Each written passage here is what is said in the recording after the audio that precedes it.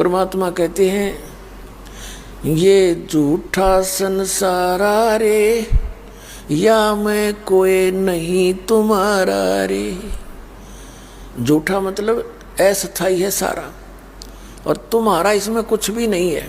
अब यही जमीन है या ये पृथ्वी इतनी है, और इन्हीं जमीन पर, इन किलों पर अरबों खरबों व्यक्ति रजिस्ट्री करा करा के अपनी का कमर गए, और वो यों की नो रह गिर, वो सारे चले गए छोड़ के इसको यहीं पर। तो परमात्मा कहते हैं ये माया जगदीश की, अपनी कहे गंवार, जम पर धक्के खावेगा, तेरे सिर पे धरे बेगार। यह सारी माया उस भगवान की है, इसको तू अपनी मान रहा है, तेरी मां मूर्खता है। तो ये ज्ञान उस परम